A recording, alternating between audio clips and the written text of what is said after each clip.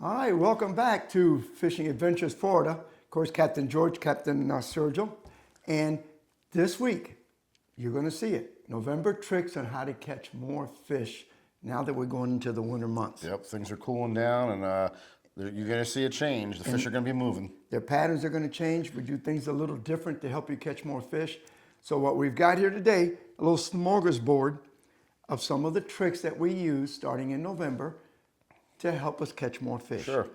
You know, you're going to start to see a little bit of maybe sheepshead moving in. It really depends on how cool it gets and how fast that happens. Your trout. The trout will get real active in the flat and the flats. And again, like you said, it all depends. As soon as the water temperature starts to drop pretty good, all the sheephead come in from the Gulf. They actually come into the bay, Right. and all the canals to they actually start mating. Right. I mean, we have sheepshead now, but the larger ones and the quantity will move in. Now, sometimes it might not happen until December. It just depends on the weather and the temperatures. Yeah. But it's the big females that are going to come in to spawn. So right now, there's a lot of males around. That's your little 10, 12, 14 inch. But if you want that 18, 20 inch, 16 inch sheephead, it's going to be as soon as the water temperature drops. Right. So we got a few little tips to help you catch them. And then the other thing you got to look forward to is you're going to have the larger trout will start moving in. As it cools, the bite will even get better on the larger trout and just trout in general. So what George is going to do, he's going to walk you through some of the way that we rig up some of our Saltwater Assassin artificial baits.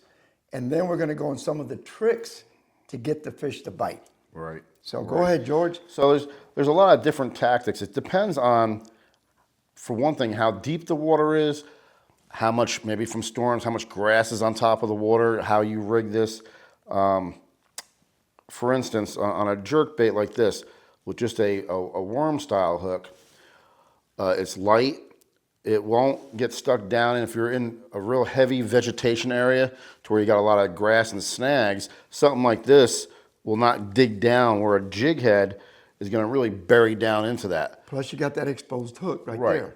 So now the hook is mostly not exposed, but if you really want to go true weedless, what you do is you lift up on your soft plastic, pull it forward a little bit, push it up into the point of the hook, and just barely put that hook into the plastic. And now the weeds will ride over that. But when you get a hit, I'm gonna put this in front of your shirt here, maybe you can see it better this way. When you get a hit, it pops the hook out. And then because of a pocket underneath, it allows that hook to really expose itself and get you a good hook set. Now, on the flip side of it, if you are working oyster bars, shell, stuff that's very low profile, this, when it actually hits the shell, it makes a noise and it attracts fish. So you will maybe hop this twice, not very high off the bottom. You want to stay in contact with the bottom when you're doing something like this. And then usually 80, 90% of the time, as it's sinking, that's when you get the strike. The in-between that's kind of nice is a twist lock style hook, where there's actually a corkscrew that screws into the front of the lure. And then you have, similar to your worm hook, going back here, but you can have different amounts of weight. That's right. You have So 1/16, 1/8. yeah, and they even go down to a 32nd, which I've never thrown. If you're going to go that small, I just throw it without it. But they do have a big variety of weights. So now you can adjust how much weight for the type of terrain you're fishing and depth of water. But also with that, let's say a medium-sized weight, the action is much different. This will swim more forward, where this is going to do a diving motion. Okay, and sometimes one style or another can change by the hour on which one's getting more hits. So it's good to try both. And the other thing too, George, is I think something you brought up. If you notice, you got a paddle tail, because this one you're going to be working more steady. Right. That Swimming paddle it. tail will give you the action. Where this one, you look at it, it's called the P&V. Right. By Love it. Saltwater Assassin. It's a killer. It looks like a worm that's trying to dig in and hide in the grass and the ground. Right. And of course, believe it or not, those trout just love. Oh, yeah. And the redfish love those bloodworms. And that's what you're doing. Right. And then one of the other tricks we use is Procure. This is shrimp. We've got an inshore Inshore saltwater. And then we've also got trophy trout. I've done really good on the trout with this. Phenomenal. We did a show. We caught, I think, 50 trout that day. That's right. And at one time, Sergio, just to try, he was using live shrimp, and we were outdoing him with the little P&V and the trophy trout scent on it.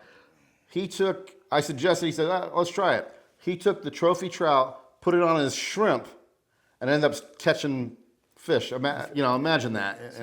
So this Pro Cure really works.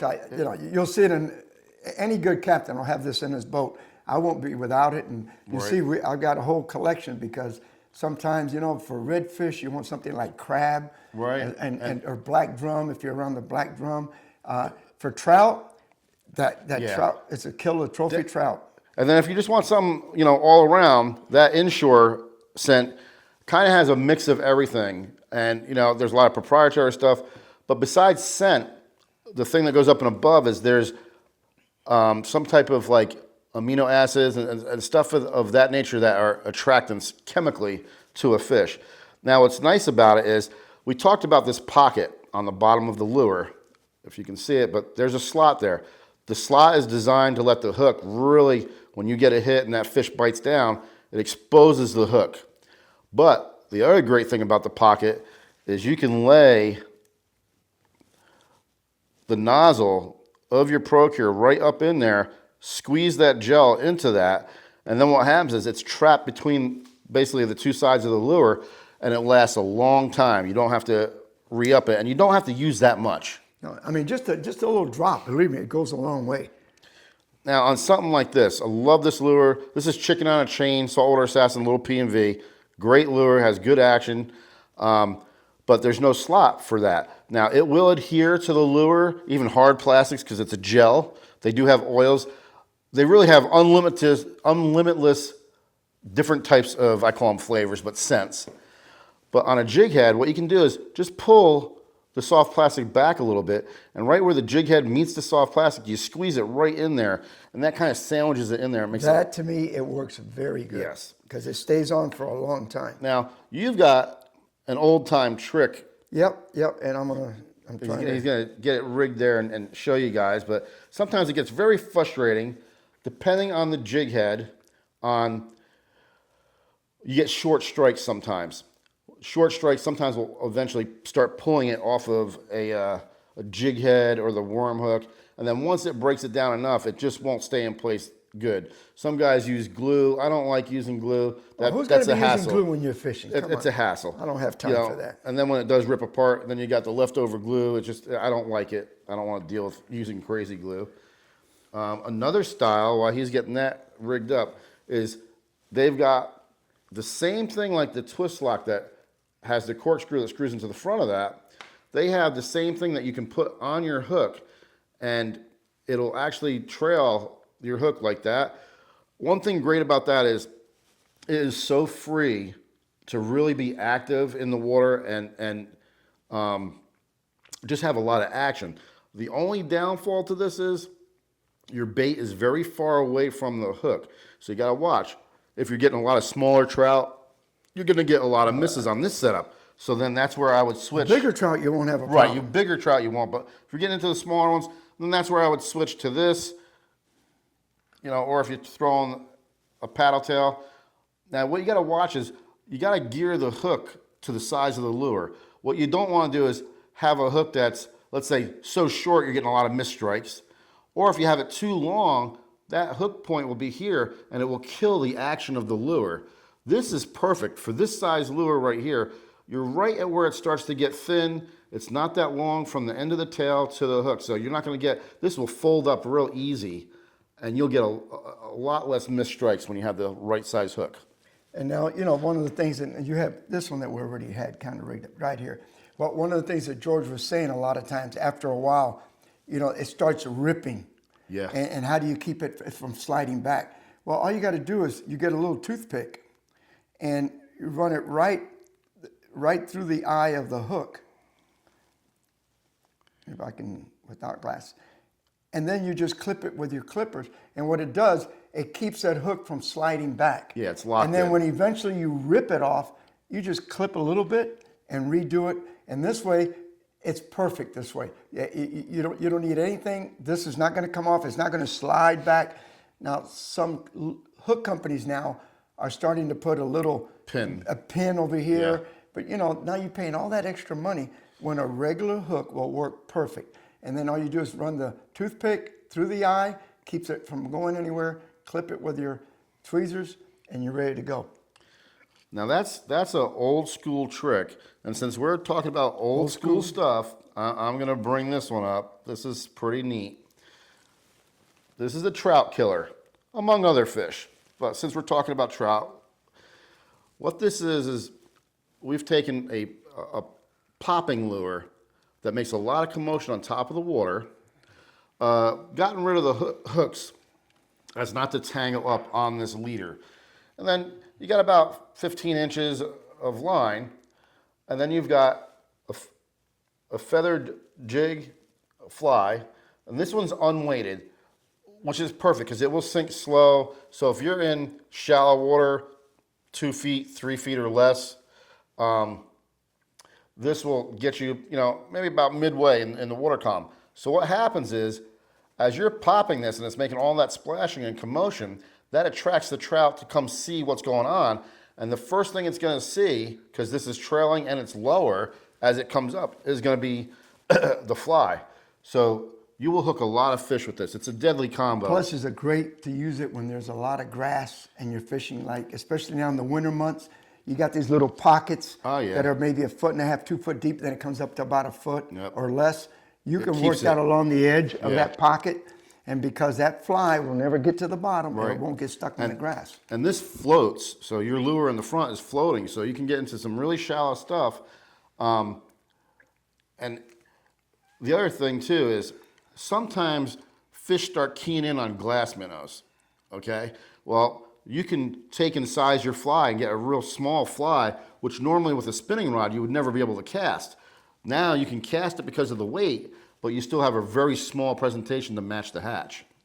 And if you're fishing an area that's a little deeper, and you make the leader according to the depth of the water. Right. But and especially on windy days. Oh yeah. Man, this is perfect. You got the big top water plug, and what it does, it makes that commotion for trout. They gear up on the noise. They see this on top, and like you said, all of a sudden it's, hey, there's a small bait. That's the one they want to hit. Right.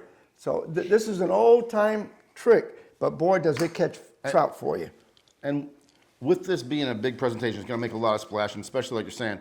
If you got a flat calm day, you don't want to throw the big one like that. Throw the smaller one to make a nice little commotion. If it's a little breezy or whatever, this will make the big commotion. But if you've ever seen fish feeding, you get those little splashes on top of the water. That's what that's mimicking. So these other fish are hearing what they think is other fish feeding. So they're missing out on it. And then if you got kids, I love this idea. Another old school. Yeah, another old school. I started doing this 25, 30 years ago. You get into a school of trout, artificial shrimp or P&V tail. Yeah, sure. Again, you make the leader according to the depth. Let's say you're in 4 feet of water, so you want to make the leader about 3 foot long. You got a popping cork, all right? And then what you do is at the bottom of the popping cork, and I had one here, but I guess, is you put a split ring with a 1/0 J hook. And when and when you get into a school of trout, you'll catch one on this and you'll catch one on the float every single time. Believe me, you can bring in, and if you got kids, all you got to do, you got a current running, you throw it, and you just have them pop it. Don't reel it, just pop it until the trout hits it, because that current's going to bring it back up. You pop it again. So that's another old school trick. And every once in a while, you're going to get a surprise cobia come up and blast your. You better believe it. Blast your tackle, and it'll put you to the test. That's for sure. And now, since we got sheephead in the little thing, one of the things that I found out over the years, George, is, and again, I use the bead according to the size sinker. So if I got a lot of current, I'm in the ship's channel, on the edge of the ship channel, I'm using 1/2, 3/4 ounce. I put a glow bead just above the hook. And I don't know why, it really seems to increase the bite. Now, if I'm using and I try to use the lightest weight I can. Right. Sometimes I've got these ledges in 10, 12 feet of water that tides just right. You can get away with a 3/8 quarter ounce, 3/8 ounce. Then I go to the little tiny, ooh, yep, here. Good thing we had two. Yeah, good thing. Real tiny glow. And then always two things. It helps you because it hits the bead, it cushions the hit, it doesn't tear up the knot as bad. And I use a 1/0 J or a 1/0 circle. It all depends on my client. Right. If I can't get them to stop from Bass hooks up. hooking really bad, then I got to go to a J hook. But again, and you can use this out with any of the ones, but our favorites has always been Saltwater Assassin, the P&V, and if you look, chicken on a string for some reason. There's a paddle tail. Yeah, chicken on a chain. That's like chicken on a chain. I'm sorry. That's been my favorite color this year. It's been hot. It's been really good. And for those big redfish that will come in once in a while, those big schools, there's nothing like these artesian shad, the slammer chicken is called, the big paddle tail. Let me tell you, this is a killer on those big redfish. And on the float, under the float, a lot of times we'll put the 4 horsemen, Right there. boom boom shrimp, but it works good under the float. But I've used these just straight out of the package like this, just tied on. They're weighted on the inside, and they're weighted in such a way that when they sink, they actually swim forward like this. So like we were talking about earlier, 80 to 90% of the time, your strike comes on the sink. So now you've got a sink rate that lasts longer. So they've got that few seconds. It's gliding instead of going straight down. Right. So they've got a few extra seconds, and what it is they know a shrimp, a pinfish, any type of bait fish is going to try and hide in the grass. Once that bait gets down in the grass, then they're going to have a hard time finding it. So that you get that reaction strike of, let me grab that before it gets to hide on me. So that's a good gliding type of shrimp. And now you got all the tips for November. Go out there and catch some big fish. Good luck.